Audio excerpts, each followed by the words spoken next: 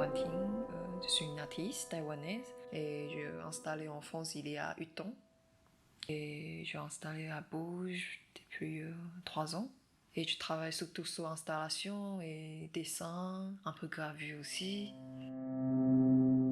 Mon édition, c'est par rapport à l'éducation à Taïwan, c'est une partie de l'éducation à Taïwan, parce qu'en fait, avec de mauvaises notes, les enfants ne peuvent pas entrer dans une école publique. C'est privé avec d'apprendre une technique. En fait, je beaucoup m'inspirais par Michel Foucault sur Surveillons et Punir. Dans le Surveillons et Punir, il y a une image, c'est orthopédie et l'art de prévenir. Ça vient de ancienne Grèce, c'est doigt et bédi c'est enfant. Donc ce mot-là, maintenant c'est utilisé dans médical, hôpital, pour redresser le corps. Avant, dans l'ancienne Grèce, c'est utilisé dans l'éducation en fait, dans le but de créer un enfant bien droit. La chaise et la pupitre, ce que je vais faire, c'est la règle invisible.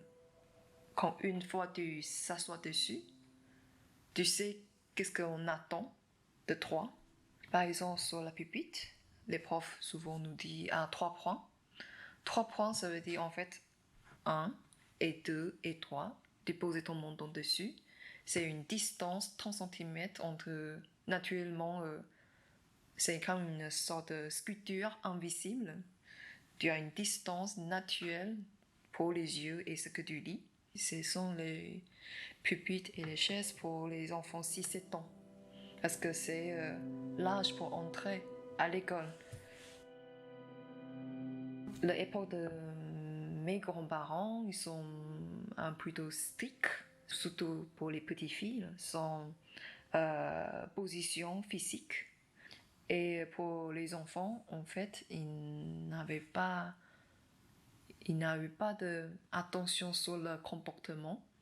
Il peut tomber vêtements, enlever la jupe. Pour lui, c'est pas quelque chose, il doit faire attention. La chaise, en fait, il y a une regard érotique aussi. C'est mal vu une petite fille qui s'assoit avec des jambes bien ouvertes. En fait, c'est nous, les adultes, on corrige les enfants.